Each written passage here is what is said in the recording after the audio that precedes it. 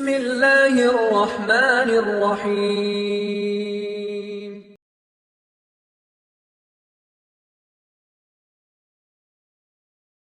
الحمد لله رب العالمين والصلاة والسلام على سيدنا وحبيبنا محمد وعلى آله وأصحابه أجمعين. فضل العشر الأوائل من ذي الحجة. ذو الحج மாதத்துடைய முதல் 10 நாட்களின் சிறப்புகள். கண்ணியத்துக்குரியவர்களே, அல்லாஹ் ரப்புல் ஆலமீன் இந்த சமூகத்திற்கு செய்த மிகப்பெரிய அருள் என்னவென்றால், அல்லாஹ் ரப்புல் ஆலமீன் நன்மையான மாதங்களையும் நன்மையான நாட்களையும் நன்மைகளை அதிகப்படுத்தி தரக்கூடிய விஷயங்களையும் தீமைகளை அழிக்கக்கூடிய காரியங்களையும் அல்லாஹ் இந்த சமூகத்துடைய வாழ்நாளை அல்லாஹ் சுருக்கி இருந்தாலும் அந்த வாழ்நாளுக்குள் அல்லாஹ் அதிகப்படுத்தி தருகின்றான். ரமதான் முடிந்தால் அடுத்த நன்மைகள், அந்த மாதம் முடிந்தால் அடுத்த நன்மைகள் என்று அல்லாஹ் ரப்புல் ஆலமீன் ஒவ்வொரு மாதமும் சில நாட்களை அல்லாஹ் கணக்கிட்டு அந்த நாட்களில் அல்லாஹ் ரப்புல் ஆலமீன் அருள் செய்து மூமின்களுடைய ஈடேற்றத்திற்கு அல்லாஹ் ரப்புல் ஆலமீன் உதவி செய்கின்றான். கண்ணியத்துக்குரியவர்களே, அந்த அடிப்படையில் ரமதானுடைய மாதத்திற்கு பிறகு அல்லாஹ்விடத்திலே மிக கண்ணியமான, அல்லாஹ்விடத்திலே மிக சிறப்பு பெற்ற நாட்களை இன்ஷா அல்லாஹ் நாம் அடையப் போகின்றோம். அந்த நாட்கள் தான் துல்ஹஜ் மாதத்துடைய முதல் 10 நாட்கள். அல்லாஹ் ரப்புல் ஆலமீன் அவனுடைய புத்தகம் அல் குர்ஆனிலே சூரா ஹஜ்ஜுடைய 28வது வசனத்திலே ஹஜ்ஜை பற்றி இப்ராஹிம் அலைஹிஸ்ஸலாம் அவர்களை அறிவிக்க சொல்லுகின்றான். அப்போது அல்லாஹ் ரப்புல் ஆலமீன் ஹஜ்ஜுக்கு வருபவர்கள் செய்யக்கூடிய காரியத்தை பற்றி சொல்லும் பொழுது வயத்குருஸ்மல்லாஹி ஃபி அய்யாமின் மஅலூமாத், கணக்கிடப்பட்ட அந்த நாட்களில் அவர்கள் அல்லாஹ்வை புகழ்வார்கள். இமாம் இப்னு அப்பாஸ் ரலியல்லாஹு அன்ஹுமா கணக்கிடப்பட்ட நாட்களில் அல்லாஹ்வை புகழ்வார்கள் என்று அல்லாஹ் கூறுகிறானே, அந்த கணக்கிடப்பட்ட நாட்கள் எதுவென்றால் அய்யாமுல் அஷ்ர் அல்-அவாயில் மின் தில் ஹிஜ்ஜா, துல்ஹஜ் மாதத்துடைய முதல் 10 நாளைத்தான் அல்லாஹ் இங்கே குறிப்பிடுகிறான் என்று இப்னு அப்பாஸ் ரலியல்லாஹு அன்ஹுமா அவர்கள் சொன்னார்கள். அல்லாஹ் ரப்புல் ஆலமீன் சூரத்துல் ஃபஜ்ரை ஆரம்பம் செய்கிறார். வல் ஃபஜ்ர் வலயாலின் அஷ்ர், அந்த 10 நாட்கள் என்று அல்லாஹ் ரப்புல் ஆலமீன் சத்தியம் செய்கிறானே, அது என்னவென்று முஃபஸ்ஸிர்கள் எல்லோரும் விளக்கம் சொல்லும் பொழுது அந்த நாள் துல்ஹஜ் மாதத்துடைய முதல் 10 நாள் என்று பெரும்பான்மையான அறிஞர்கள் விளக்கம் சொல்கிறார்கள். இந்த துல்ஹஜ் மாதத்துடைய முதல் 10 நாளுடைய சிறப்பை புரிவதற்கு அல்லாஹ்வுடைய தூதருடைய இந்த ஒரு ஹதீஸை அறிந்தாலே போதும், எமக்கு அது போதுமானது. புகாரி ரஹிமஹுல்லாஹ், அபூ தாவூத் வ திர்மிதி போன்ற கிரந்தங்கள் எல்லாம் பதிவு செய்யப்படுகிறது. இப்னு அப்பாஸ் ரலியல்லாஹு அன்ஹு அவர்கள் கூறுவதாக, அல்லாஹ்வுடைய தூதர் ஸல்லல்லாஹு அலைஹி வஸல்லம் சொன்னார்கள், மா மின் அய்யாமின் அல் அமலு ஸாலிஹு ஃபீஹா அஹப்பு இலல்லாஹ் மின் ஹாதிஹில் அய்யாம், யானி அய்யாமுல் அஷ்ர். அல்லாஹு அக்பர். அல்லாஹ்விடத்திலே நல்ல அமல்கள் செய்வதற்கு மிக விருப்பமான நாட்கள் இந்த அய்யாமுல் அஷ்ர், துல்ஹஜ் மாதத்துடைய முதல் 10 நாட்களை போன்று வேறு எந்த நாளும் கிடையாது. ரமதானுடைய இறுதி இரவுகள் அல்லாஹ்விடத்திலே மிக உயர்ந்தது. அல்லாஹ்விடத்திலே மிக உயர்ந்த 10 நாட்கள் துல்ஹஜ் மாதத்துடைய 10 நாட்கள் தான். ரமதானுடைய இறுதி 10 இரவுகள் அல்லாஹ்விடத்திலே மிக உயர்ந்த அந்தஸ்துடையது. அதைவிட ரமதானுடைய மாதத்திற்கு பிறகு துல்ஹஜ் மாதத்துடைய முதல் 10 நாட்கள் அல்லாஹ்விடத்திலே மிக உயர்ந்தது. இந்த ஹதீஸை சொன்னவுடன் சஹாபாக்கள் கேட்டார்கள், வலல் ஜிஹாது ஃபீ சபீலில்லாஹ், அல்லாஹ்வுடைய பாதையில் போராடுவதை விடவும் இந்த நாளிலே செய்யக்கூடிய அமல்கள் மிக உயர்ந்ததா? அல்லாஹ்வுடைய தூதர் ஸல்லல்லாஹு அலைஹி வஸல்லம் சொன்னார்கள், ஆம், வலல் ஜிஹாது ஃபீ சபீலில்லாஹ், அல்லாஹ்வுடைய பாதையில் போராடுவதை விடவும் இந்த நாளுடைய சிறப்பு மிக உயர்ந்தது. ஆனால் இல்லா ரஜுலுன் ஹரஜ பினஃப்ஸிஹி வ மாலிஹி ஃபலம் யர்ஜி மின் ذلك பிஷை, 2 அமல்களை தவிர அல்லாஹ்வுடைய பாதையில் ஒருவன் போராடுகிறான், அந்த போராட்டத்தில் தன்னுடைய செல்வம் அனைத்தையும் அழிக்கிறான், தன்னையும் அழித்துக் கொள்கிறான், இந்த 2 அமல்களை தவிர. இந்த 2 அமல்களுக்கு எதுவும் ஈடாகாது. இந்த 2ஐ தவிர மற்ற இருக்கக்கூடிய அனைத்து அமல்களை விடவும் இந்த துல்ஹஜ் மாதத்துடைய முதல் 10 செய்யக்கூடிய அமல்களுடைய அந்தஸ்து உயர்ந்தது என்று அல்லாஹ்வுடைய தூதர் முஹம்மது ரசூலுல்லாஹ் ஸல்லல்லாஹு அலைஹி வஸல்லம் சொன்னார்கள். ஏன்? நம் ஹாஃபிஸ் இப்னு ஹஜர் அல் அஸ்கலானி ரஹிமஹுல்லாஹ் அவர்கள் சொன்னார்கள், ஏன் இந்த 10 நாட்கள் சிறந்தது? அல்லாஹ் ரப்புல் ஆலமீன் அமல்களுடைய தாய்களை எல்லாம் இந்த நாட்களில் வைத்திருக்கிறார். வேறு எந்த நாட்களிலும் செய்ய முடியாத அமல்களை அல்லாஹ் இந்த நாளிலே வைத்திருக்கிறார். ஏன்? இந்த நாளில், இந்த 10 நாட்களில் அல்லாஹ்வை தொழலாம், இந்த 10 நாட்களில் அல்லாஹ்விற்கு நோன்பு இருக்கலாம், இந்த 10 நாட்களில் சதகா செய்யலாம், இந்த 10 நாளில் அல்லாஹ்விற்கு அறுத்து பலியிடலாம், இந்த 10 நாளில் வேறு எந்த நாளிலும் செய்ய முடியாத ஹஜ்ஜை நிறைவேற்றலாம். எல்லா அமல்களும் ஒன்று சேரக்கூடிய நாட்களாக இந்த 10 நாட்கள் இருப்பதால் அல்லாஹ்விடத்திலே அல்லாஹ்வுடைய கணக்கீட்டுடைய நாட்களில் இந்த நாட்களை போன்ற அந்தஸ்துடைய நாட்கள் கிடையாது என்று இமாம் ஹாஃபிஸ் இப்னு ஹஜர் அஸ்கலானி ரஹிமஹுல்லாஹ் அவர்கள் சொன்னார்கள். இந்த நாட்களில் நோன்பு வைக்கலாமா? இதில் வரக்கூடிய 10 நாளில் 10வது நாள் நோன்பு வைப்பது ஹராம். ஏன்? ஈதுடைய நாள்.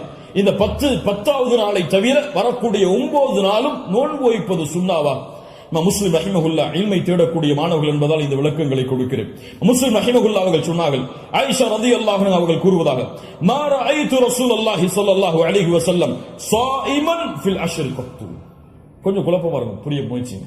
அல்லாஹ்வுடைய தூதர் துல்ஹஜ் மாதத்துடைய முதல் 10 நாட்களும் ஒருபோதும் நோன்பு வைத்ததில்லை. யாருடைய அறிவிப்பு? ஹஃப்ஸா ரலியல்லாஹு அன்ஹா யார்? அல்லாஹ்வுடைய தூதருடைய மனைவிதான். நஸை போன்ற கிரந்தங்களில் சஹீஹான அறிவிப்பாக பதிவு செய்யப்படுகிறது, லம் யத ரசூலுல்லாஹி ஸல்லல்லாஹு அலைஹி வஸல்லம் சியாம திஸ்இல் ஹிஜ்ஜா. அல்லாஹ்வுடைய தூதர் ஸல்லல்லாஹு அலைஹி வஸல்லம் துல்ஹஜ் மாதத்துடைய முதல் 9 நாளும் எப்போதும் நோன்பை விட்டதில்லை. ஒரு ஹதீஸ் என்ன சொல்கிறது? இப்ப இரண்டுக்கும் முரண்பாடு வருகிறது, இரண்டையும் மறுத்து விடலாமா? இப்போ உலமாக்கள் இரண்டையும் எப்படி சேர்த்து புரிவது என்பதை சொல்லுகிறார். இதுதான் ஃபஹ்மு ஃபில் இல்ம், இல்மை புரிந்து கொள்வதுடைய அடிப்படை. எப்படி இரண்டையும் சேர்த்து பார்ப்பது? ஆயிஷா ரலியல்லாஹு அன்ஹா என்ன சொல்கிறார்கள்? முதல் இரண்டு அடிப்படைகள் புரிவது. முதல் அடிப்படை, ஆயிஷா ரலியல்லாஹு அன்ஹா என்ன சொல்கிறார்கள்? அல்லாஹ்வுடைய தூதர் 10 நாளும் துல்ஹஜ் மாதத்திலே நோன்பு வைத்ததில்லை. ஏன் 10 நாளும் ஒருவரால் நோன்பு வைக்க முடியாது? ஏன்? 10வது நாளில் ஈத் வருகிறது. அதனால் அல்லாஹ்வுடைய தூதர் 10 நாளும் என்று சேர்த்து சொல்கிறார்களே தவிர முதல் 9 நோன்பு வைக்கவில்லை என்று ஆயிஷா ரலியல்லாஹு அன்ஹா சொல்லவில்லை. 10 நாளும் சேர்த்து நோன்பு வைக்கவில்லை என்று ஆயிஷா ரலியல்லாஹு அன்ஹா சொல்கிறார்கள் என்று புரிந்தால் இது சிறந்தது. அப்படியும் இல்லை என்றால் ஹதீஸ் கலையிலே ஒரு சட்டம் இருக்கிறது, கவுலுல் முஸ்பித் முகத்தமுன் அலா கவுலின் நஃபி. மறுக்கக்கூடியவருடைய சொல்லை விட உறுதிப்படுத்தக்கூடியவருடைய சொல்லுக்கு பலம் அதிகம். மறுப்பவர் மறதியில் மறுக்கலாம், ஆனால் உறுதிப்படுத்துபவர் மறதியிலோ அல்லது இட்டுக்கட்டப்பட்ட நிலையிலோ உறுதிப்படுத்த மாட்டார். ஒன்று பார்க்காமல் இருக்கலாம், அல்லாஹ்வுடைய தூதருடைய வாழ்வில் அவர்கள் அதை பார்க்காமல் இருக்கலாம். அந்த நாளில் அல்லாஹ்வுடைய தூதர் ஆயிஷா ரலியல்லாஹு அன்ஹாவோடு இல்லாமல் இருந்திருக்கலாம். ஆனால் ஹஃப்ஸா ரலியல்லாஹு அன்ஹா உறுதிப்படுத்துகிறார்கள். உறுதிப்படுத்துபவர் மறதியில் உறுதிப்படுத்த முடியாது, உறுதிப்படுத்துபவர் பார்க்காமல் உறுதிப்படுத்த முடியாது. அதனால் இந்த சட்டத்தின் அடிப்படையிலும் அல்லாஹ்வுடைய தூதர் 9 நாள் நோன்பு வைத்தார்கள் என்ற ஹதீஸ் தான் உயர்ந்த தரமுடையது என்று ஹதீஸ் கலையுடைய அறிஞர்கள் விளக்கம் சொல்கிறார்கள். அதனால் சட்டம் என்னவென்றால் 9 நாளும் நோன்பு வைப்பது சுன்னா. யாருக்கு இயலுமோ யாருக்கு முடியுமோ அவர்கள் துல்ஹஜ் மாதத்துடைய முதல் 9 நாட்களும் நோன்பு வைப்பது சுன்னா. 10வது நாள் நோன்பு வைப்பது ஹராம். நோன்புடைய சிறப்புகளை பற்றி நமக்கு தெரியும். அல்லாஹ்வுடைய பாதையில் ஒருவர் அல்லாஹ்வுடைய முகத்தை நாடி ஒரு நாள் நோன்பு வைத்தால் பஅதல்லாஹு வஜ்ஹஹு அனின் நாரி 70 ஹரீஃபா. ஹரீஃபா என்றால் ஆம்.